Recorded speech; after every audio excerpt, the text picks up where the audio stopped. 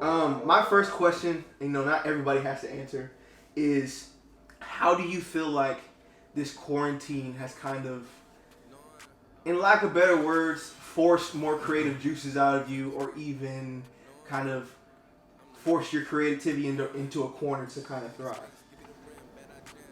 Anybody? Well, for me, definitely I felt that energy to become more creative like on Sunday when we were broadcasting. I was like, okay, this needs to have a flow on social. Like, it needs to make sense. We can't just post just to post. It needs to engage them. Okay, we're about to start. Okay, now we are starting. Okay, this is happening now, and this is how it's gonna end. So honestly, I woke up out of my sleep like, okay, this is what it's gonna look like. I had an idea in my dream. So just creating that and making sure that it fit with what we were all doing, and it ended up working. We all kind of synced without even speaking to each other, so it worked. And I think now with the next coming Sundays and the next things that we're doing, I'm like, okay, I need to have a plan early on and get these things done. But I've been having so many ideas of like, okay, this is what we need to do. Like, I'm coming off the top of the dome. Recently, Isaiah, you become a part of All of You Know to Me, a collaborative with musicians, a collaborative with rappers. Creatively, how do you feel like that has kind of poured into your vision of what you want to do with your career, or whatever it may be, when it comes to music? I think for me, when it comes to partnering up with them and joining them, a sense of brotherhood, teaming up with people that are like-minded, that are kind of pursuing similar things that you're pursuing, that have reached, different heights that, you're aspiring to reach. I think being able to partner with people that can help you grow, as well as, people that you have a genuine bond with.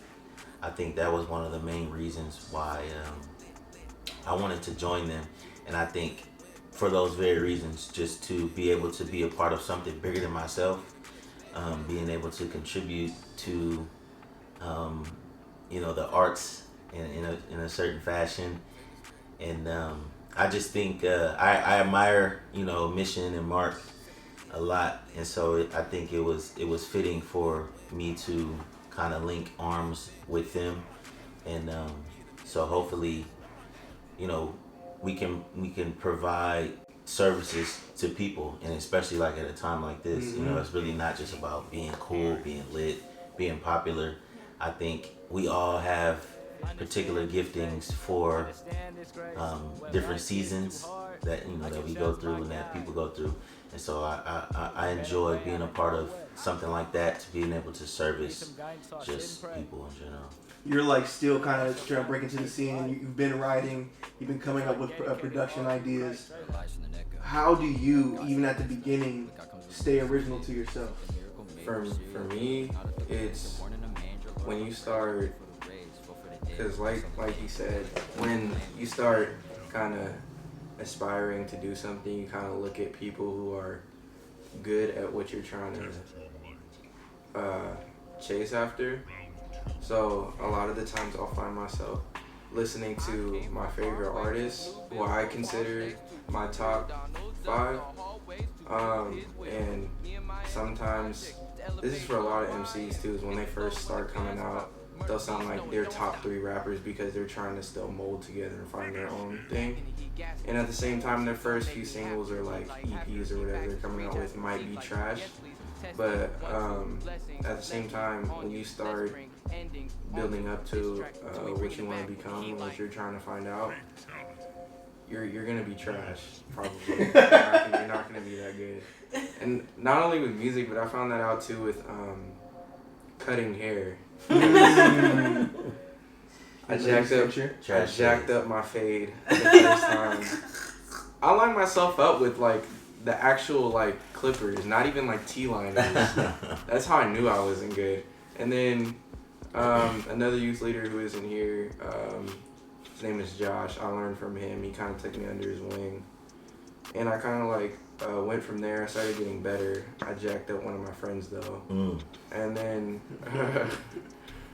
yeah, but I'm still being consistent as much as I can with it. I've gotten a lot better than when I started, which was like it was 2 years ago now. Wow, that's crazy. Dang. So yeah, I started when I was 15. I know that's only 1 year because I'm 16 now, but I turned 17 tomorrow. That's why it's 2 Hey. But and then when I started out as an art, actually not even started out, I was born kind of just like with the habit of just like tattooing everything that I can with a colored pencil or marker or something. Because I can draw too, but I kind of look at that as like a hobby. I feel like we all went through that phase. I sure did. Yeah. I'm drawing on myself with pen or whatever, making a tattoo. Even now, like I get in trouble. I get in trouble for like drawing on my teachers' desks and stuff, and like I'll get stuff from like other periods and classes, and they're just like, "Yo, you're really good. You should keep drawing." And I'm like, "Thanks."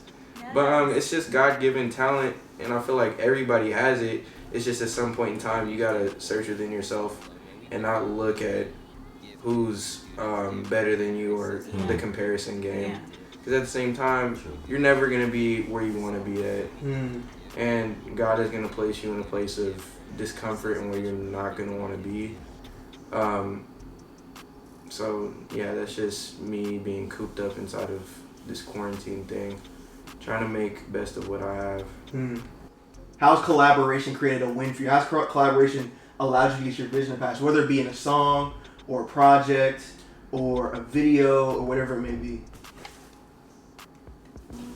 I think for me, probably with when it comes to the music that I've created, I partner with a few different people, but so I released my first album last year, and that was literally my first time taking my own thoughts, my own melodies and lyrics, and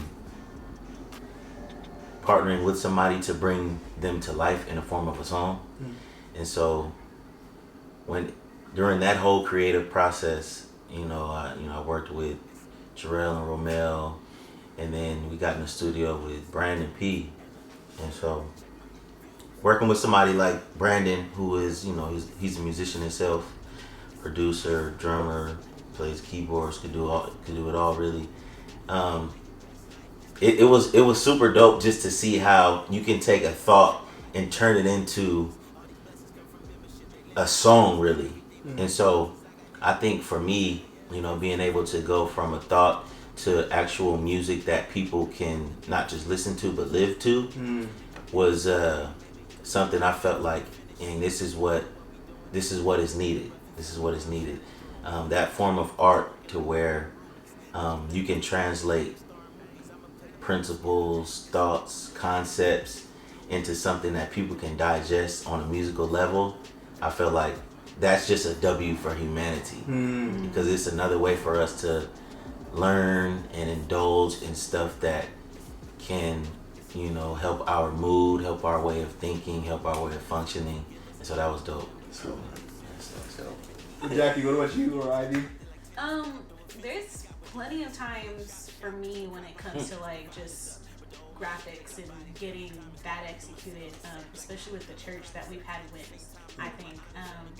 And sometimes I feel like the collaboration and all of that kind of comes randomly, or like we're all on the same page and we never knew that we were on the same page. It just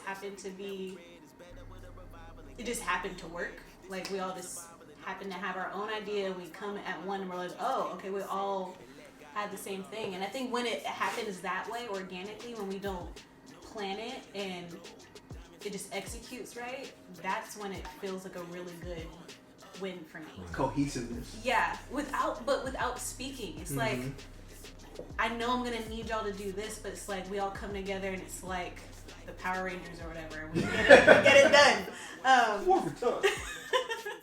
I remember my first collaboration was with Jalen, actually. Jalen. Josh called me and was just like, Jalen wants to start cutting now.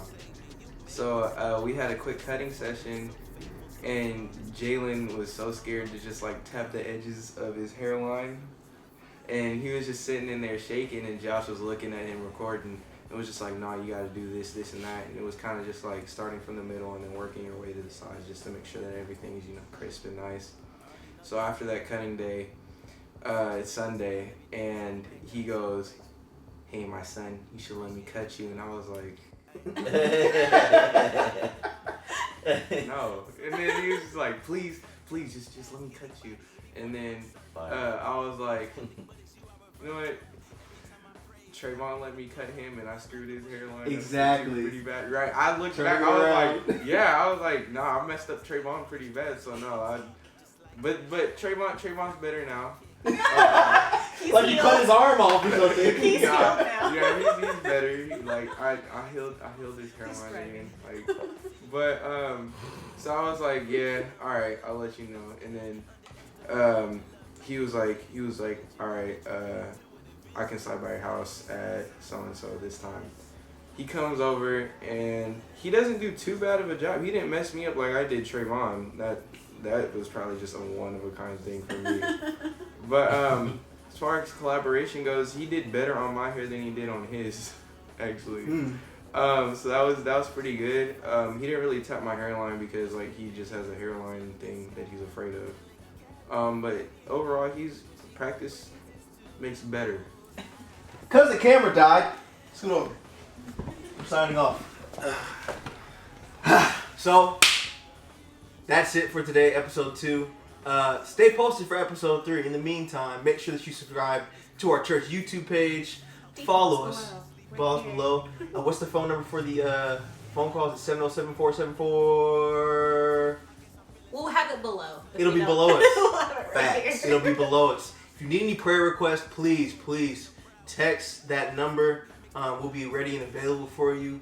To be honest, make sure you're texting during an appropriate time sometimes too, because we all get notifications. And I got a 2-year-old, and she be cutting up at 3 in the morning. And Lord Jesus. No, all jokes aside, make sure you text that number. Yes. Get your prayer requests in. You don't need to share your name. Make sure you follow all of them on Instagram. Follow ELEV8 on Instagram. Tell your parents to follow our Facebook page. Am I forgetting anything? Go watch episode 1. Yes, if you haven't. If you haven't. So, that's it. See you guys later. Hasta luego.